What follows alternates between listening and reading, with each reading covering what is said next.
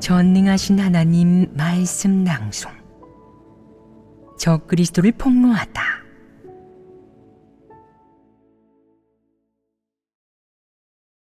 부록 1. 무엇이 진리인가? 2. 수모를 참아가며 무거운 짐을 짊어지다. 와신 상담의 두 번째 모습은 수모를 참아가며 무거운 짐을 짊어지는 것이다. 수모를 참아가며 무거운 짐을 짊어지는 건 역시 세상 사람들이 권장하는 일종의 사상과 정신이고 사물을 대하는 태도이다. 사회와 세상에서는 상대적으로 긍정적인 것이고 인류가 비교적 밝고 발전적이고 긍정적이라고 여기는 사상이다. 그럼 우리는 무엇을 분석하려는 것이겠냐?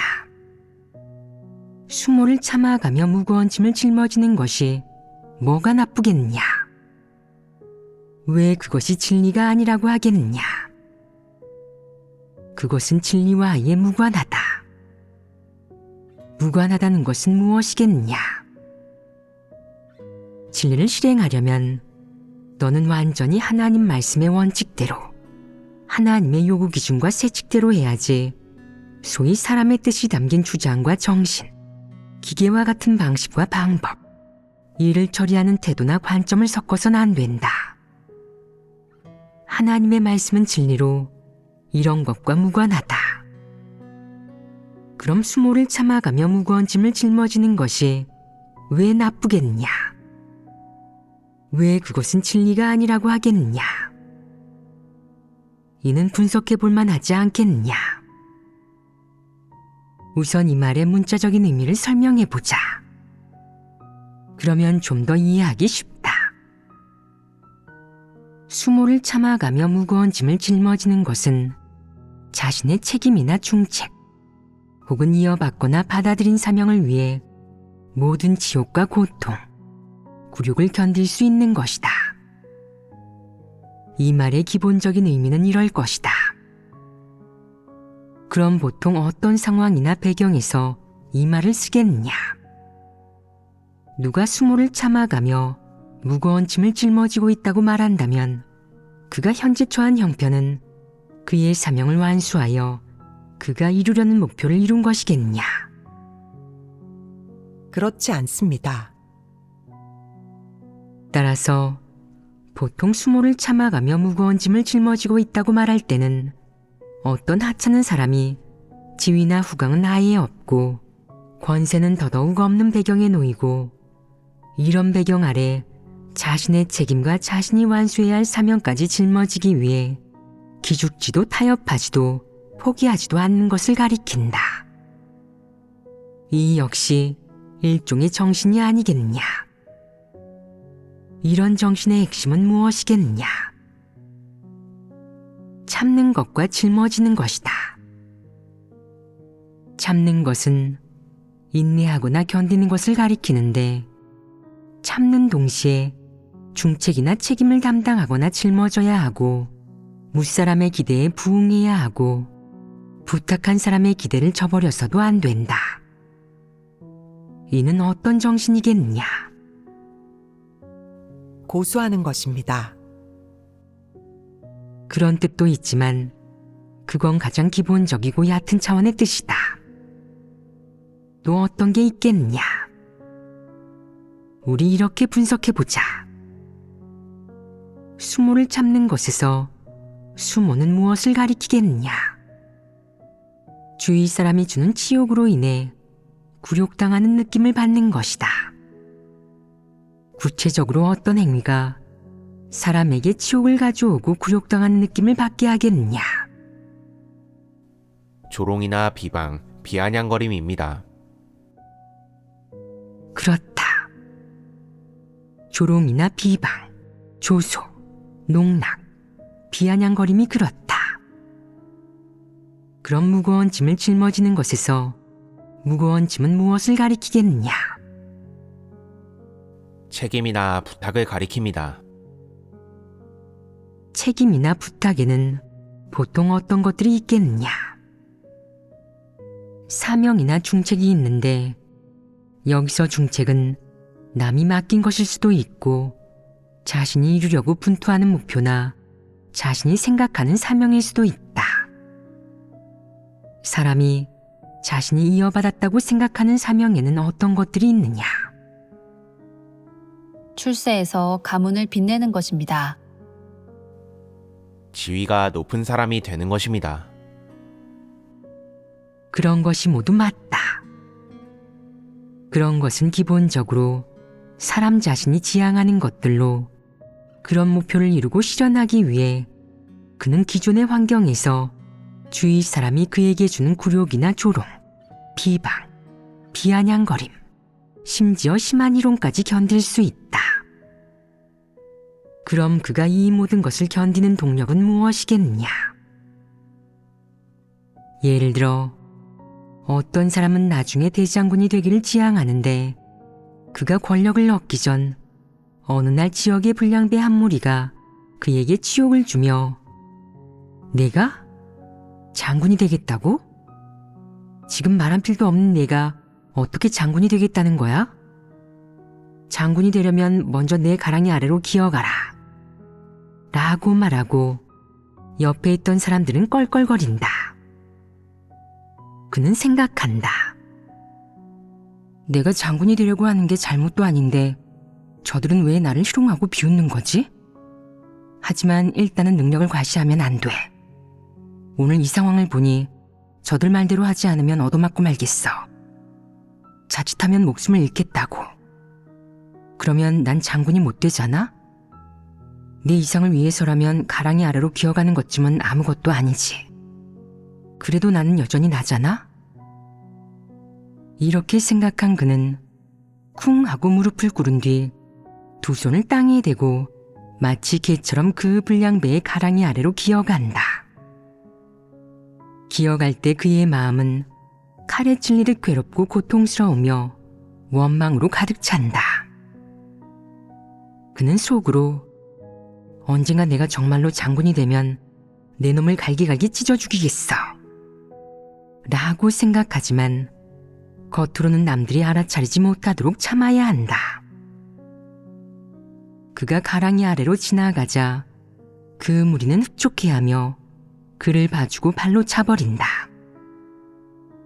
그는 일어서서 몸에 묻은 흙을 털고 말한다. 잘 찼어요. 앞으로 형님이라고 부를게요. 그가 속으로 생각하는 것과 겉으로 드러내는 것은 완전히 다르다. 왜 그는 그렇게 하겠느냐? 그의 목적은 오직 하나다. 나는 살아남아야 해. 내가 이 모든 것을 견디는 건 언젠가 장군이 되어 높은 지위에 오르기 위해서야. 오늘 내가 이런 고생을 견디고 이런 지옥을 당하는 건 그럴 만한 가치가 있어. 앞으로 난 더 노력하고 분발해야 해. 어떤 어려움에 부닥치든 얼마나 큰 고통과 굴욕을 당하든 반드시 장군이 되고야 말겠어. 장군이 되고 나서 제일 먼저 할 일은 바로 저놈을 죽여서 가랑이 아래서 당한 지옥을 씻는 거야. 그가 나중에 장군이 되든 말든 당시에는 참는 것이 그에게 가장 중요한 원칙이다. 이 안에는 계략이나 음모가 있지 않겠느냐? 음모가 있다. 그는 부득이하게 참는 것인데 무엇을 위해 그러겠느냐? 언젠가 이 모든 굴욕을 씻기 위해서이다. 그가 참는 것에는 푸른 산이 있는 한 뗄나무 걱정은 없다. 군자가 원수를 갚는 데는 10년 걸려도 늦지 않다. 와 같은 계략이 가득하다. 이 몇 가지 계략이 그가 가랑이 아래서 당한 지옥을 견디게 한다.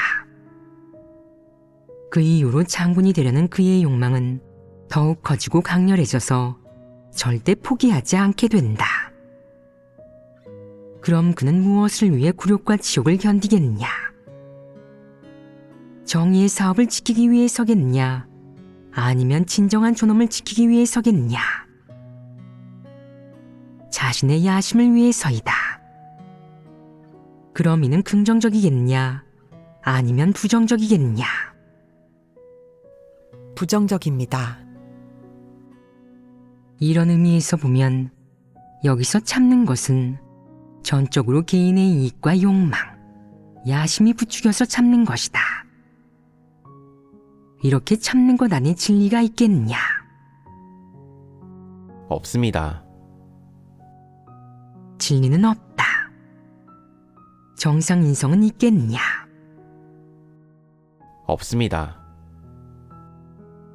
이는 정의로운 것도 올곧은 것도 아니고 결점이 없는 것은 더더욱 아니며 욕망과 음모, 음해로 가득하다. 긍정적인 것이 아니다. 이 사악한 인류가 권장하는 수모를 참아가며 무거운 짐을 짊어지는 사상과 정신은 기본적으로 방금 했던 이야기 속에서 말한 것과 같다. 즉, 한 사람이 큰일을 성취하려면 반드시 보통 사람은 참을 수 없는 것을 참을 줄 알아야 한다는 것이다. 여기서 말하는 참는 것은 주로 무엇을 가리키겠느냐? 치욕을 당하는 것입니다. 아니다. 여기서 말하는 참는 것이 사람에게 살아내도록 하는 게 진실한 것이겠느냐? 아니면 거짓된 것이겠느냐? 거짓된 것입니다. 핵심은 여기에 있다. 사람이 자신의 야심과 이상을 위해 살아내는 것과 하는 말, 드러내는 행위는 모두 위장한 것이고 부득이한 것이며 이 모든 욕망과 이익, 그리고 사람이 말하는 지향과 목표라는 전제하에 부추김을 당하는 것이다. 사람이 살아내는 이런 것은 모두 임시방편일 뿐 정직하거나 진실한 것, 공개적으로 드러내거나 솔직한 것은 하나도 없다. 모두 임시방편이다. 이는 모두 계략이 아니겠느냐? 임시방편은 바로 당분간 일단 이렇게 참고 잠시 아부하고 구슬리고 속이면서 자신의 진실한 신분과 마음, 생각, 관점, 심지어 증오까지 포장하여 상대방이 보지 못하게 하고 대신 상대방에게는 자신의 연약하고 무능하며 나약하고 겁이 많은 면을 보여주는 것이다. 무엇을 위해 자신의 진실한 면을 전부 감추겠느냐? 언젠가 대업을 이루고 지위가 높은 사람이 되어 남을 통제하고 지배하기 위해서이다.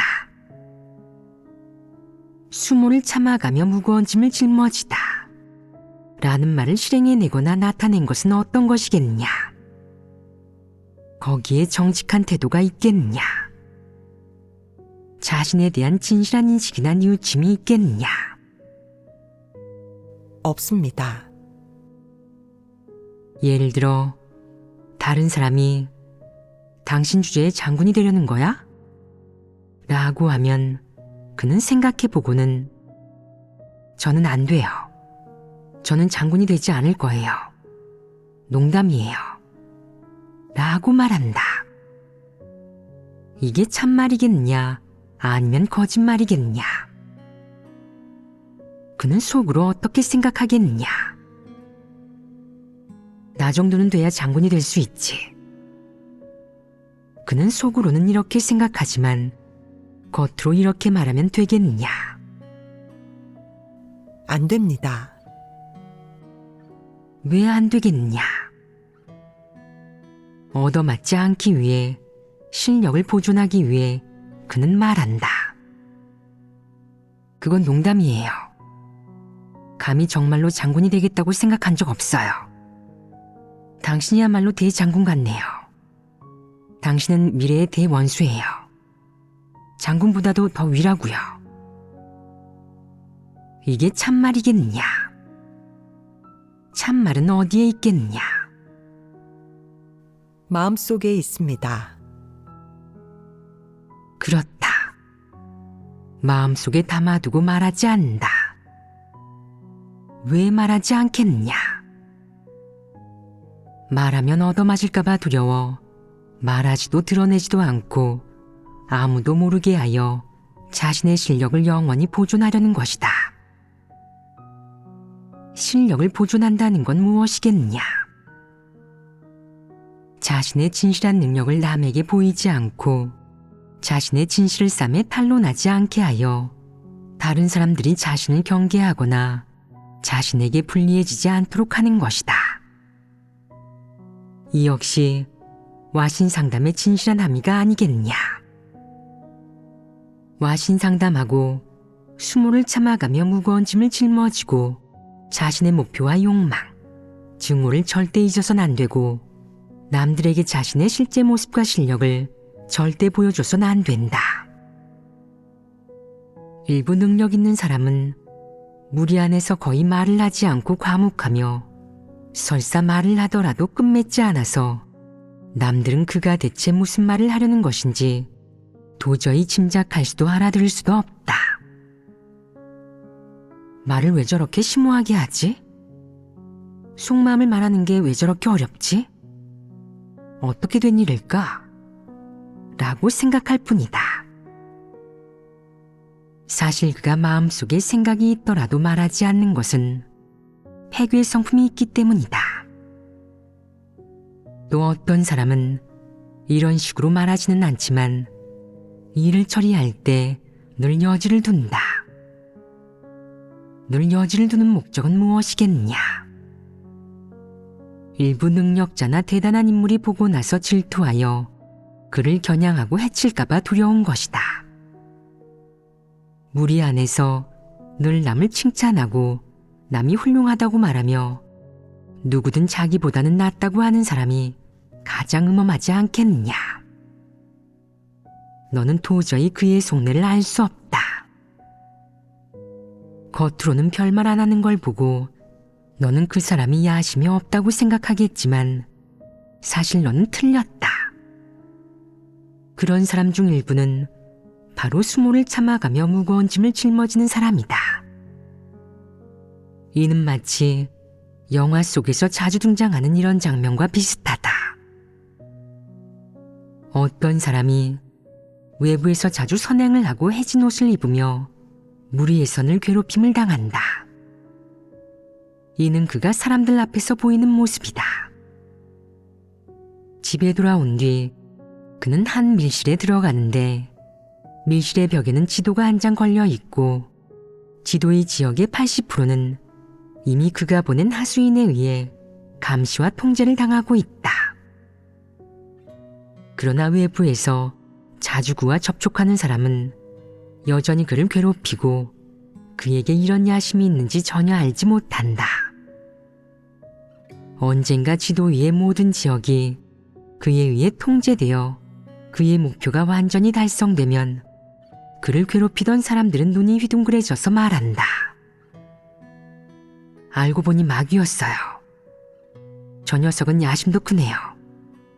이렇게 오랫동안 위장했는데 아무도 그를 간파하지 못했어요. 그럼 그는 말한다. 나는 수모를 참아가며 무거운 짐을 짊어진 거야. 내가 이렇게 참지도 당신들의 경계심을 늦추지도 않고 무엇이든 당신들에게 알려줬다면 이렇게 큰 사업을 이룰 수 있었겠어? 악인이나 지극히 큰 야심을 가진 사람들은 모두 어떤 공통점을 가지고 있겠느냐? 한편으로 그들의 인내력과 의지력은 보통 사람을 뛰어넘는다. 그 밖에 그들의 음모도 보통 사람을 뛰어넘어서 일반인이 그들과 어울리면 우롱당하기 일수다. 우롱이란 무엇이겠느냐? 아무도 그를 간파하지 못하고 그가 표면적으로 하는 말이나 행동만 알 수밖에 없다. 그가 속으로 어떻게 생각하는지에 대해 그의 행동과 말에서 어떤 실마리를 찾을 생각은 하지도 마라. 이게 바로 그에게 우롱당하는 것 아니겠느냐. 인내력과 의지력 자체는 긍정적인 말이지만 그의 음모가 그의 인내력과 의지력을 부정적인 것으로 규정한다. 그리고 그들은 보통 사람을 뛰어넘는 야심과 욕망을 가지고 있다. 보통 사람도 야심과 욕망을 가지고 있지만 얻지 못할 것 같으면 포기하고 그 고생을 하려 하지 않는다. 그 밖에 누구와 싸워야 하든 다 드러내놓고 싸우지 그런 음모는 없다. 반면 그 부류의 악인들은 커다란 야심을 가지고 있고 늘 음모와 계략을 쓰며 언제까지나 그의 야심과 욕망을 포기하지 않은 채 끝까지 투쟁하고 죽을 때까지 멈추지 않는다. 교과서에도 월나라왕 구천이 화신상담한 이야기가 실려 있고 부모들도 아이들을 그렇게 교육한다. 일부 아이들은 듣고 나서 생각한다. 보통 사람이 되는 것도 꽤 좋은데 왜 꼭 그렇게 큰 야심이 있어야 하지? 와신 상담하는 고생을 누가 견딜 수 있겠어? 그건 보통 사람이 견딜 수 있는 고생이 아니야. 야심 있는 사람에게만 그렇게 고생을 견딜 의지가 있다. 거기에는 음모가 있다. 그러나 이 인류 가운데서는 이런 정신을 권장한다. 예를 들어 얼마나 큰 고생을 견디고 굴욕을 당하든 처지가 얼마나 열악하든 사람은 절대 자신이 지향하는 것을 잊어서는 안 된다. 라는 말이 있다.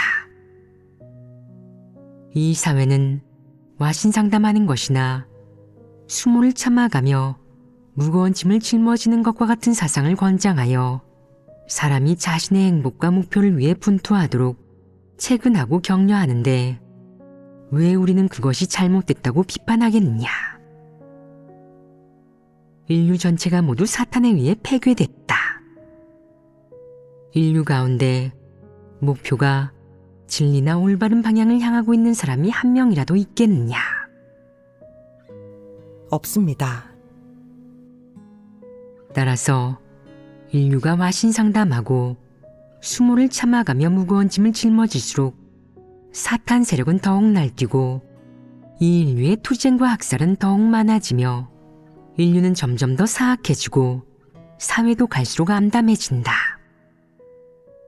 반대로 만약 내가 하늘의 안배와 이 모든 자연 법칙에 순응할 수 있다면 모든 걸 순리에 맡기고 이 법칙을 존중하며 하늘의 안배를 기다린다면 너는 수모를 참아가며 무거운 짐을 짊어질 필요도 없고 각성하고 깨달아서 하나님의 지배와 안배에 순종할 수 있기만 하면 된다. 그 밖에 사람은 모든 일을 할 때 최소한 양심에 따를 줄 알아야 하고 좀 더 뛰어나다면 하나님이 인류를 위해 제정한 법칙대로 할 줄 알아야 한다. 그럼 사람이 가면을 쓰고 중책을 짊어질 필요가 있겠느냐? 그럴 필요가 없다. 이렇게 교제하고 나니 너희는 수모를 참아가며 무거운 짐을 짊어지는 것이 대체 어떤 행위인지 깨닫지 않았느냐? 수모를 참아가며 무거운 짐을 짊어지는 것의 목표는 긍정적인 것이겠느냐 아니면 부정적인 것이겠느냐? 만약 어떤 사람이 리더가 되고자 하나님의 부탁을 완수하여 상을 얻고자 혹은 온전케 되고자 수모를 참아가며 무거운 짐을 짊어진다고 한다면 이런 말들이 성립하겠느냐? 수모를 참아가며 무거운 짐을 짊어지는 것은 완전히 사탄 철학이고 그 안에는 진리가 없다. 들어보면 다 치우친 말이다. 그 사람이 수모를 참아가며 무거운 짐을 짊어지고 하나님의 안배를 기다리고 하나님의 주제에 순종한다고 한다면 이 말이 옳겠느냐? 옳지 않습니다. 무엇이 옳지 않겠느냐? 얼토당토하는 말이다. 내가 수모를 참는 것도 억울함을 당하는 것도 하나님에게는 필요하지 않다. 그럼 여기서 말하는 수모를 참아가며 무거운 짐을 짊어지는 것과 사람이 하나님을 믿고 하나님에게 순종하는 것은 어떤 실질적인 차이가 있겠느냐? 수모를 참아가며 무거운 짐을 짊어지는 것은 바로 사람이 자신의 계획과 지향, 염원, 추구 목표를 가지고 있는 것이다. 이는 사람에 대한 하나님의 요구 기준과 추구 목표에 부합하겠느냐? 부합하지 않는다. 수모를 참아가며 무거운 짐을 짊어지는 것을 통해 사람이 도모하는 것은 무엇이겠느냐? 사람이 도모하는 것은 개인의 이익이고 하나님이 사람에게 배치하고 주재하는 운명과는 관련이 없다. 수모를 참아가며 무거운 짐을 짊어지는 사람들은 모두 속셈이나 목적을 가지고 있다. 예를 들어 한 학부 졸업생이 어느 회사에 인턴으로 막 들어갔을 때 기존의 직원들이 이렇게 말했다. 학부 졸업생은 입사 후 3년간 차심부름을 해야 해요. 그러자 그는 속으로 생각했다. 나는 학사 학위밖에 없지만 당신들에게 숙이고 들어가지는 않을 거야. 속으로는 이렇게 생각했지만 감히 밖으로 드러내지는 못했고 겉으로는 웃는 얼굴을 하며 매일 고분고분하고 얌전한 태도로 굽실거려야 했다. 누가 트집을 잡아도 참아야 했다. 그는 무슨 목적으로 참았겠느냐? 언젠가 출세해서 길을 펴면 매니저나 사장의 비서가 되면 자신을 괴롭힌 사람들을 밟아주려는 것이었다. 그는 이렇게 생각하지 않았겠느냐? 어떤 사람들은 말한다. 당연히 그렇게 생각하고 그렇게 행동해야죠. 그러지 않으면 평생 수모를 당할 텐데 누가 그런 고생을 하고 싶겠어요? 게다가 사람이 패기가 없어서야 되겠어요? 사람은 높은 곳으로 가고 물은 낮은 곳으로 흐르는 게 인지상정이죠. 장군이 되려 하지 않는 병사는 훌륭한 병사가 아니라고요. 이런 말들이 좌우명이 되었는데 그것들은 전부 사탄의 논리이다. 그는 자신의 목적을 이루기 위해 몇 년 동안 매일같이 누구나 공손하게 대하며 참아야 했다. 어느 날 사장이 그에게 말했다. 지난 3년간 실적이 나쁘지 않았군. 다음 주부터 영업사원으로 일하게. 그는 듣자마자 기분이 상했다. 3년을 버텼는데 겨우 영업사원이나 하라니. 영업총괄 책임자가 될 줄 알았는데. 하지만 입으로는 발탁해 주셔서 감사하다고 말해야 했다. 목적을 이루지 못했으니 계속 참아야 했다. 그는 또다시 수모를 참아가며 무거운 짐을 짊어지고 고생스럽게 사장 뒤를 따라다니면서 술상대를 해주고 웃는 얼굴로 대했다. 그렇게 버티자 10년째 되는 해에 드디어 목적을 이뤘다. 어느 날 사장이 그에게 말했다. 자네는 일을 잘하니 실무 책임자로 발탁하겠네. 그는 이 말을 듣고 드디어 고생이 끝났다며 기쁨에 겨워했다. 이는 어떤 결과이냐? 그가 보기에는 출세한 것이나 다름없었다. 그가 이 모든 일을 기꺼이 했느냐? 그는 누구를 위해 이 모든 일을 했느냐? 그 자신을 위해서 했다. 여기에는 긍정적인 것도 취할 만한 것도 없고 찬미하고 칭송할 만한 것은 더더욱 없다. 그러나 현재 사회에서는 수모를 참아가며 무거운 짐을 짊어지고 꼬리를 내리고 처신하는 이런 정신을 떠받든다. 그러니 사람들이 떠받드는 수모를 참아가며 무거운 짐을 짊어지다 라는 말은 어떠냐? 바람직하지 않습니다. 어째서 바람직하지 않으냐? 사람이 수모를 참아가며 무거운 짐을 짊어지는 것은 다 자신만의 속셈과 동기가 있기 때문이고 자신의 야심과 욕망을 충족시키기 위해서이지 올바른 목적을 위해서가 아니다. 따라서 취할 만한 점이 조금도 없고 전혀 칭송하고 칭찬할 만하지도 않으며 기억될 만한 점은 더더욱 없다고 하는 것이다. 이번에는 고대 황궁에서 있었던 일을 살펴보자. 어떤 황제가 죽자 황후는 자기 아들이 아직 어리니 황위를 계승해도 결코 조정을 장악하지 못할 것이라고 생각했다. 아들이 진정으로 황제가 되어 집권할 수 있도록 황후는 수모를 참아가며 무거운 짐을 짊어지며 죽은 황제의 남동생과 결혼했고 그 둘이서 함께 아들을 길렀다. 황후가 수모를 참아가며 무거운 짐을 짊어진 목적은 무엇이냐? 아들의 황위를 위해서이다. 아들의 황위가 보장되면 그녀의 신부는 황태후가 된다. 이런 것을 두고 수모를 참아가며 무거운 짐을 짊어지는 것이라고 한다. 그녀는 어떤 수모를 겪었느냐? 정조를 지키지 않고 선왕이 죽자마자 시동생에게 시집가는 바람에 평판이 나빠졌다. 사람들이 다 뒤에서 그녀를 욕하고 판단했고 심지어 역사서에서도 그녀를 나쁘게 평가했다. 그녀가 그런 것을 신경 썼겠느냐? 사실 시동생에게 시집가기 전에 그녀는 그 일의 결과를 이미 생각해 보았을 것이다.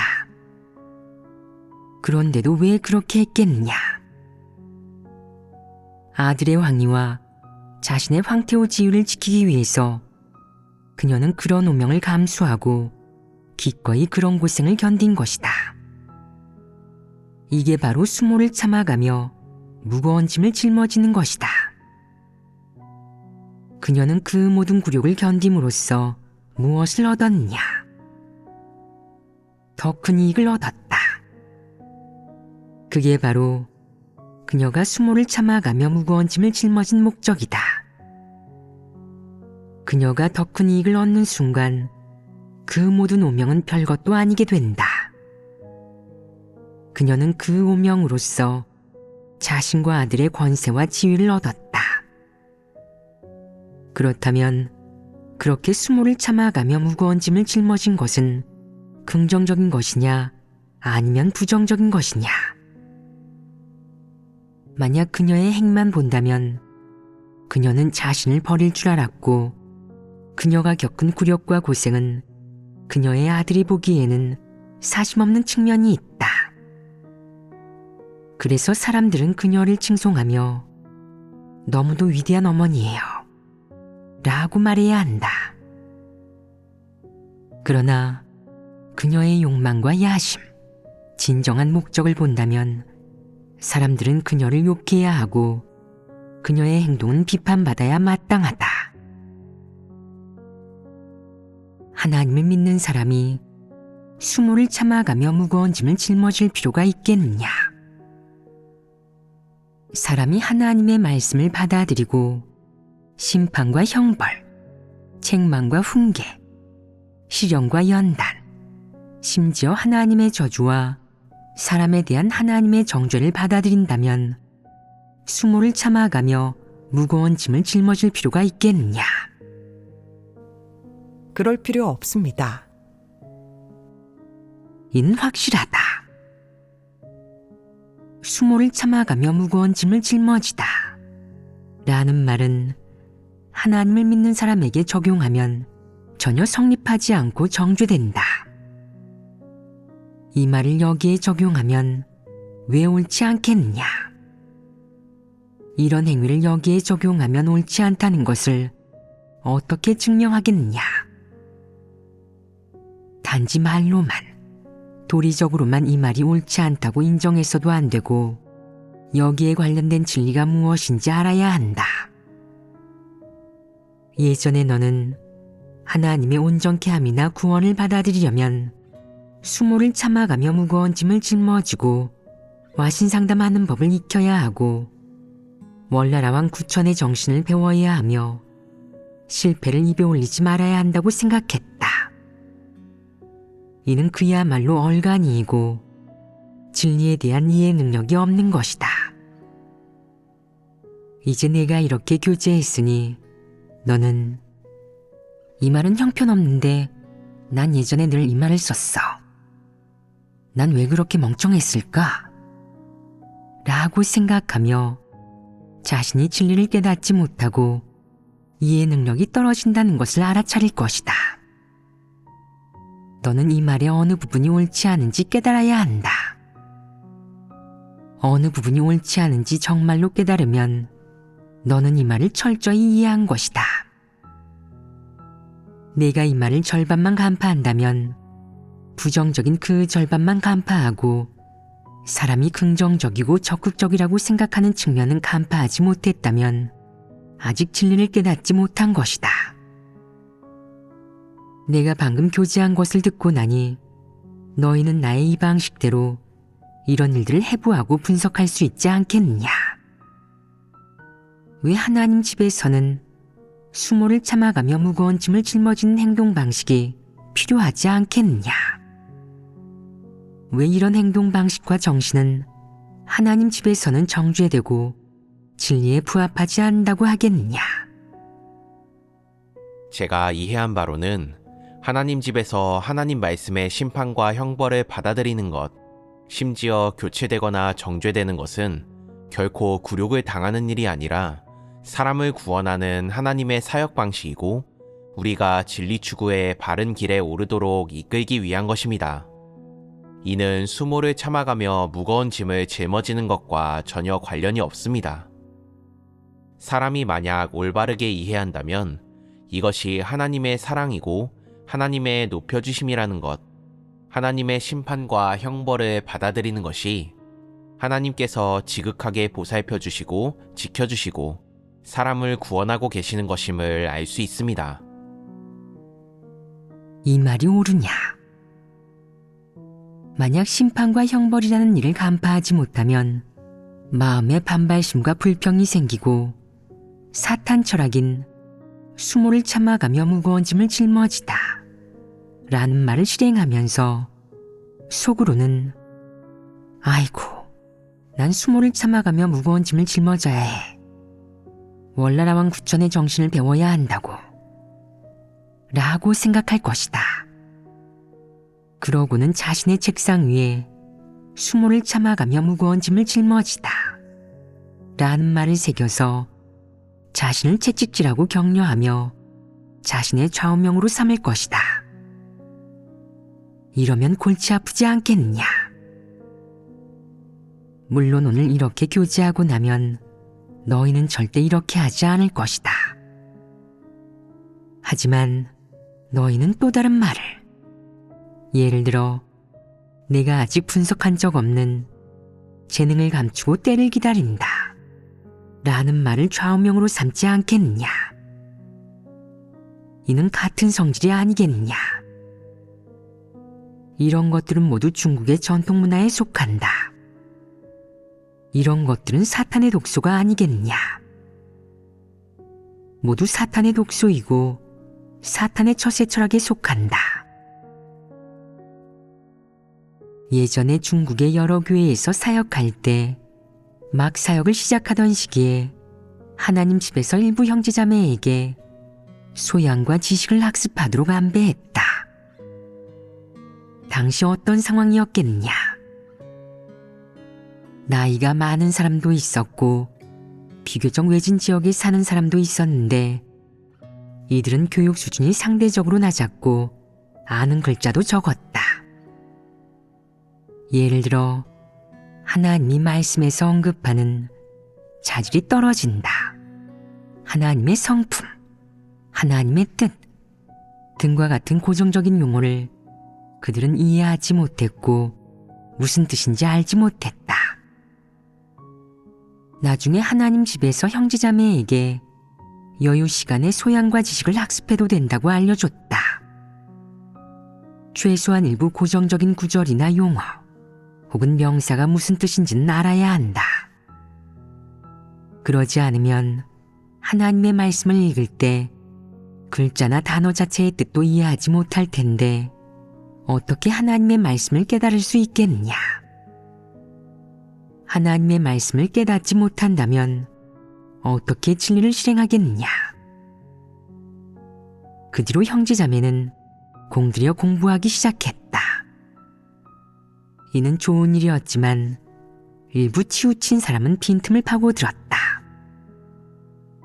어떤 리더는 예배 시간에 소양과 지식을 학습하는 것의 의미가 무엇인지, 어떻게 배워야 하는지, 소양과 지식을 익히면 어떤 이점이 있는지, 익히지 않으면 어떻게 되는지 특별히 이야기하고 이런 이치에 대해 잔뜩 말했다.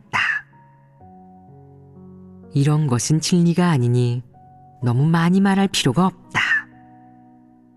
이런 일들은 말만 하면 다들 이해할 수 있으니 예배 시간에 진리로 여겨 교제하지 않아도 된다. 일부 리더는 예배 시간을 많이 할애 이런 것을 진리로 여겨 교제했을 뿐만 아니라 새로운 수법까지 생각해내어 일부러 비교적 생소한 글자들을 가지고 형제자매를 시험하기도 했다. 형제자매가 대답하지 못하면 그의 소양이 뛰어나 보이지 않겠느냐. 그 기간의 일부 거짓 리더는 실제적인 사역은 하지도 않고 생명체험이나 진리, 하나님의 말씀은 교제하지도 않으면서 오로지 소양을 쌓는 일에 대해서만 교제했다. 이를 뭐라고 하겠느냐. 이게 바로 본연의 일을 하지 않는 것이다. 이는 문제가 아니겠느냐. 내가 왜 이 일을 언급하겠느냐. 너희에게 어떤 영향을 미칠 수 있겠느냐. 너희는 이런 일을 저지를 수 있느냐. 이렇게 하려는 사람이 있느냐. 만약 이렇게 한다면 너희는 참으로 어리석은 사람이다. 어떤 사람들은 내가 이런 성어에 대해 얘기하는 걸 보고 속으로 벼르며 준비를 시작한다. 알고 보니 진리교제가 이렇게 쉬운 일이었구나. 성어만 교제하면 되는 거였어. 당신이 성어를 교제하신다면 나는 속담이나 방언, 속어, 이언을 교제하겠어. 이는 본연의 일을 하지 않는 것 아니겠느냐. 이런 사람은 어떤 사람이냐. 영적인 이해력이 있겠느냐. 영적인 이해력이 없고 진리를 깨닫지 못한다. 그는 어떻게 생각하겠느냐. 당신은 여기에 앉아서 쓸데없는 한담이나 하고 성어 2개로 우리를 속이고 있어. 당신처럼 교제하는 건 나도 할 수 있다고. 영적인 이해력이 없는 사람은 겉모습만 보고 아무렇게나 흉내내는데 이렇게 흉내내는 리더는 교체돼야 한다. 이렇게 하는 사람은 교체돼야 한다. 내가 왜 이 일을 언급하겠느냐. 너희가 그렇게 하기 전에 먼저 너희에게 그릇된 길을 가지 말라고 일깨워주는 것이다. 내가 이렇게 얘기하는 건 괜찮지만 내가 이렇게 얘기한다면 알아듣게 얘기할 수 있겠느냐. 너는 알아듣게 얘기하지 못한다. 그럼 나는 왜 이런 속어나 성어에 대해 얘기하겠느냐. 어떤 전제하에 얘기하는 것이겠느냐. 사람은 진리의 정의와 개념을 깨달은 것을 토대로 사람이 진리라고 생각하는 많은 것을 더 깊이 분석하더라도 다 알 수 없고 어떻게 묵상해야 하고 어떤 일과 연결시켜야 하는지를 스스로 알지 못한다. 너희가 깨닫지 못하기 때문에 내가 고사성어를 좀 들려주는 것이다. 그럴 필요가 있다. 어떤 사람은 진리에 관해 자신은 이미 대학교에 진학한 것이나 마찬가지인데 어째서 이런 초등학교 수업 같은 내용을 보충해야 하는지 의문을 가진다. 이건 초등학교 수업이 아니라 대학교 수업인 셈이라는 것을 이해하지 못하는 것이다. 너희는 아직 대학에 진학하지 못하고 계속 초등학교에 머물러 있으면서도 자신이 대학교에 진학했다고 생각하고 스스로가 대단히 괜찮다고 착각한다. 그러나 안타깝게도 그런 느낌은 옳지 않다. 잘못된 느낌이다. 너희는 대학교에 진학하려면 아직 멀었다. 그래서 내가 다시 일깨워주겠다. 너희는 방금 말했던 그런 일을 절대 저질러서는 안 된다. 자신이 이해할 수 있는 데까지만 착실하게 교제하고 이해하지 못하는 것은 마구 짓거리지 마라. 진리 교제는 쓸데없는 말을 짓거리는 게 아니다. 너와 그렇게 시간을 낭비할 수 있는 사람은 아무도 없다. 너는 아무렇게나 흉내냈어도 안 된다. 내가 와신 상담에 대해 얘기하는 걸 보고 너는 월나라왕 구천에 대해 얘기하거나 현대사, 고대사에 대해 얘기하는데 그런 것들을 얘기하는 게 무슨 소용이 있겠느냐? 들으려는 사람이 있겠느냐? 설사 들으려는 사람이 있다 한들 그건 진리가 아니다. 방금 하나님을 믿고 따르는 사람은 수모를 참아가며 무거운 짐을 짊어질 필요가 없고 수모를 참아가며 무거운 짐을 짊어지는 것을 실행할 필요는 더더욱 없다고 말했다. 그럼 이토록 좋은 말과 위대한 정신을 어째서 실행하면 안 되겠느냐? 대체 어디가 잘못됐겠느냐? 어째서 수모를 참아가며 무거운 짐을 짊어지는 정신을 갖춰선 안 되겠느냐? 도리적으로 이야기하자면 수모를 참아가며 무거운 짐을 짊어지는 것은 진리가 아니다. 이 말은 하나님의 말씀도 인류에 대한 하나님의 요구도 하나님이 그를 따르는 사람에게 준 행동 원칙도 아니다. 왜 이 말이 진리도 실행 원칙도 아니라고 하겠느냐? 우선 수모를 참아가며 무거운 짐을 짊어지는 것에서 수모라는 단어를 살펴보자. 수모는 무엇을 가리키겠느냐? 굴욕이고 당하는 치욕이다. 그럼 사람이 하나님을 믿는 것, 하나님이 사람의 운명을 주재하는 것, 사람이 하나님에게 순종하는 것이 치욕을 당하거나 굴욕을 견디는 것이겠느냐? 사람이 인내하면서 하나님께 순종하기 위해 저는 마음속에 화나 분노, 원한, 언짢음을 억누르고 참으면서 잠자코 있어야 해요. 이런 것이 제게는 다 치욕이지만 저는 그냥 억누르고 있는 거예요. 라고 말할 필요가 있겠느냐? 이게 진리 실행이겠느냐? 이는 무엇을 행한 것이냐? 폐역이고 허위이고 위장이다. 진리를 실행하고 진리에 순종하고 하나님의 주제와 안배에 순종하기 위해 내가 가장 먼저 해야 할 일은 어떤 고통을 견디는 게 아니다. 너는 어떤 굴욕도 견딜 필요 없다. 너에 대한 하나님의 주제와 안배, 너에 대한 하나님의 요구가 내게 치욕이겠느냐? 치욕이 아니다. 너에 대한 하나님의 폭로와 심판, 형벌, 시련이나 연단은 내게 치욕을 주는 게 아니라 내 패괴의 성품의 표출을 폭로하는 동시에 내가 자신을 인식하게 하는 것이자 내가 그것을 벗어버리고 저버려 하나님의 요구대로 행동하게 하는 것이다. 어떤 성과를 이루겠느냐? 너는 하나님에게 순종할 수 있고 진리를 깨달을 수 있으며 하나님이 흡족해하고 칭찬하는 사람이 될 수 있다. 그럼 이런 것을 이루는 과정에서 이 기간에 내가 견뎌야 할 것들 중에 굴욕이 하나라도 있겠느냐? 하나님이 내게 주는 지옥이 하나라도 있겠느냐? 너에 대한 하나님의 폭로.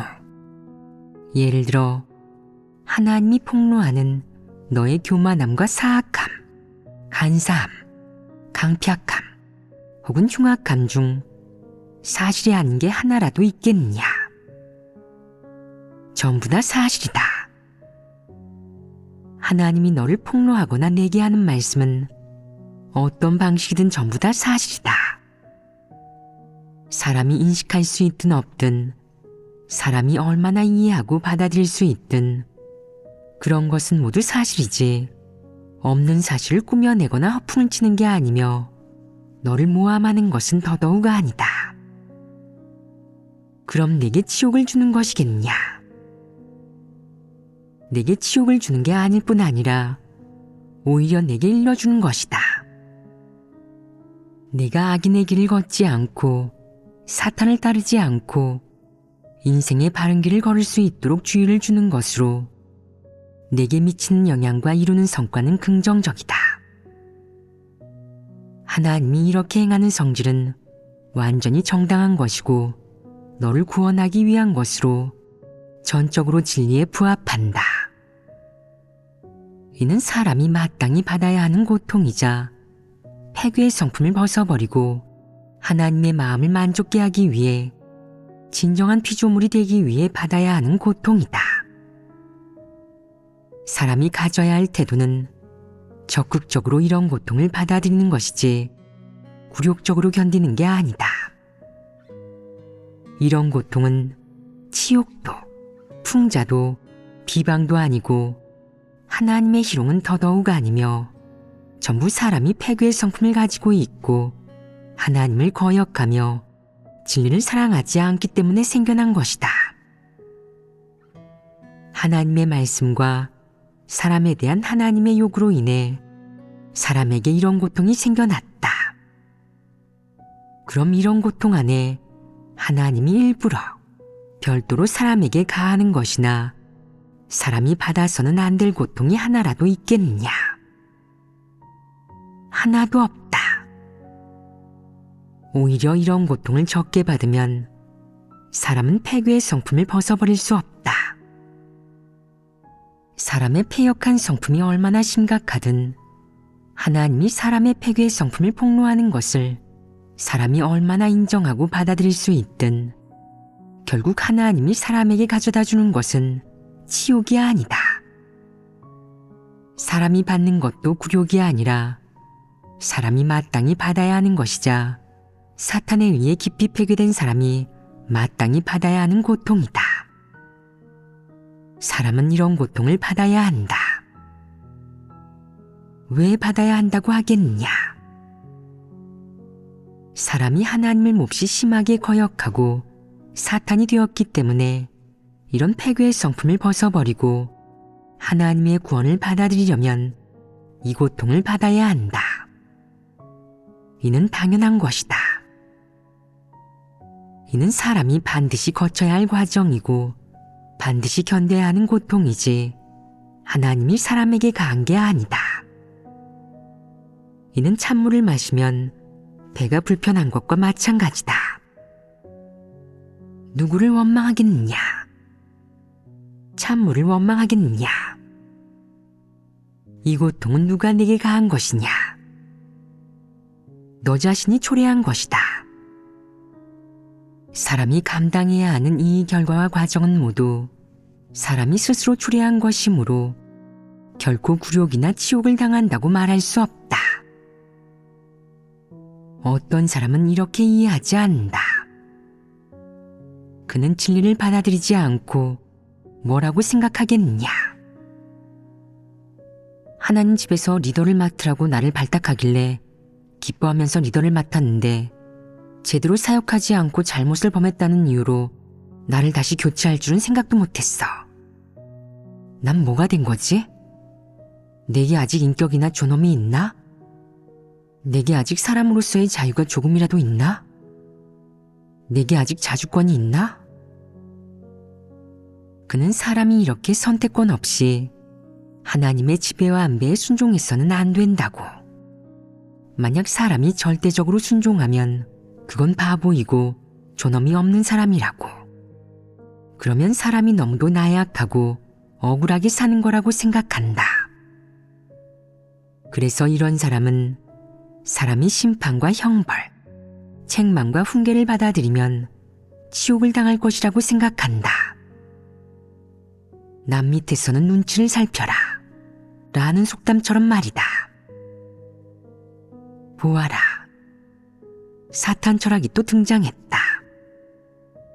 이명헌이 그를 굴복시켰다. 그는 속으로 어떻게 생각하겠느냐? 기꺼이 순종하겠느냐? 아니면 수모를 참아가며 무거운 짐을 짊어지겠느냐? 그는 수모를 참아가며 무거운 짐을 짊어지는 것이라고 생각한다. 그는 기꺼이 순종하지 않는다. 그는 기꺼이 순수하게 순종하는 게 아니라 어쩔 수 없이 순종하는 것이다.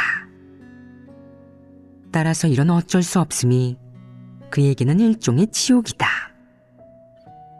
이런 사람이 이렇게 생각할 수 있는 것이 그가 하나님의 말씀에 순종하는 것을 진리 실행으로 여기기 때문이겠느냐? 그렇지 않다. 그는 순종을 진리로 여기는 게 아니라 수모를 참아가며 무거운 짐을 짊어지는 것을 진리로 여긴다. 이는 성질이 다르지 않겠느냐? 비록 기꺼이 순종하는 사람과 수모를 참아가며 무거운 짐을 짊어지는 사람 모두 복종을 하긴 하지만 모두 말썽을 일으키지 않고 반항하지도 않으며 겉으로 보기에는 말을 잘 듣고 행동이 올바르고 영리하지만 이들의 성질은 다르다. 진심으로 순종하는 사람은 순종을 자신의 직책, 본분과 의무, 천직, 진리로 여긴다. 진심으로 순종하지 않는 사람은 설사 겉으로는 반항하지 않더라도 속으로는 자신이 수모를 참아가며 무거운 짐을 짊어지고 있다고 생각한다. 게다가 수모를 참아가며 무거운 짐을 짊어지는 것이 그에게는 최고의 진리다. 그는 수모를 참는 것을 진리 실행으로 여긴다. 순종을 무엇으로 여기겠느냐? 진리 실행이 아닌 치욕을 견디는 것으로 여긴다. 이는 뒤바뀐 것 아니겠느냐? 이를 뭐라고 하느냐? 본말이 전도됐다. 그는 진리를 처세 철학으로 여기고 도리와 사람의 처세 철학을 진리로 여긴다. 이는 흑백이 전도된 것 아니겠느냐? 흑백이 전도된 것이다. 그럼 이 문제는 어떻게 해결해야겠느냐? 사람은 자신이 받는 고통이 치욕도 아니고 누가 자신에게 치욕을 주는 것도 아니라는 것을 인식해야 한다. 그럼 사람이 받는 고통은 무엇 때문에 초래됐겠느냐? 사람의 폐괴 성품 때문에 초래됐습니다. 그렇다. 만약 폐괴의 성품이 없고 진리를 깨달아 하나님에게 순종할 수 있다면, 하나님의 주제와 안배에 완전히 순종할 수 있다면, 하나님을 경외하며 악에서 떠날 수 있다면 너는 이런 고통을 받을 필요가 없다. 그러니 이런 수모는 존재하지 않는다. 알겠느냐?